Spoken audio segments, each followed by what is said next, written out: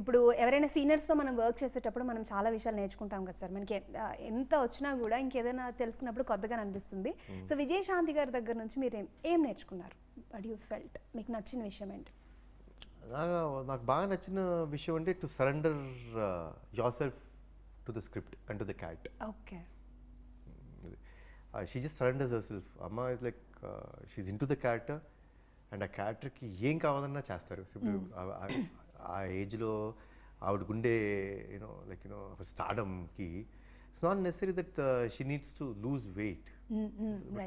అంటే ఆవిడ ఎంత పెట్టుకున్నారంటే అండి, కర్తవ్యం సినిమాలో మళ్ళీ కర్తవ్యం సినిమా తర్వాత మళ్ళీ ఆ పోలీస్ గెటప్ వేస్తుంటే she didn't want to show that differences అంటే, but she wanted to be the same.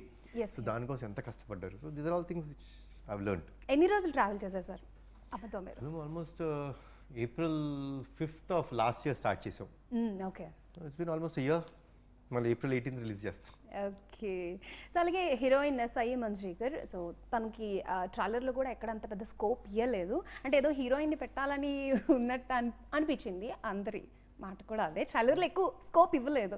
లేదండి, ఆవిడ స్కోప్ లేదు. ఎందుకు దాస్తాం, ఎందుకు చాలా ఉందండి అని లేదు. అంటే ఈ ఫిల్మ్లో వేరే ఆస్పెక్ట్స్ చాలా ఎక్కువ ఉన్నాయండి. పాప ఆవిడ చిన్న రోల్, సో అందుకనే చెప్పా కదండి, she plays my wife role మరదలో.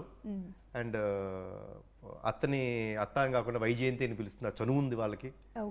Simple role అండి. సో నథింగ్ సో అసలు simple role that she just. Okay.